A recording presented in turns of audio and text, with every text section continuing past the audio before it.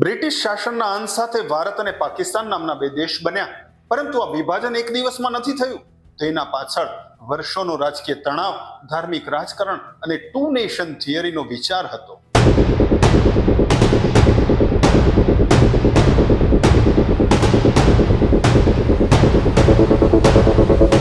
કેવી રીતે એક દેશને રેખા ખેંચીને બે ભાગમાં વહેંચી દેવામાં આવ્યા અને શા માટે આ નિર્ણય એટલો ઝડપથી લેવાયો? એક અંગ્રેજ અધિકારી સિરિલ રેડક્લિફ, જે ક્યારે ભારત આવ્યો નહોતો, તેને માત્ર થોડા અઠવાડિયામાં ભારત પાકિસ્તાનની સરહદ નક્કી કરવાની જવાબદારી સોંપવામાં આવી.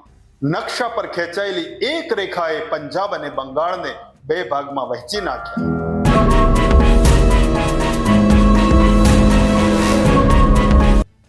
તો આજે આપણે જાણીશું 1947 ના ભાગલા પાછળનું સંપૂર્ણ સત્ય, રાજકીય ખેલ, માનવીય દુઃખ અને એક એવો નિર્ણય જે આખા દક્ષિણી એશિયાનો ઇતિહાસ બદલી ગયો.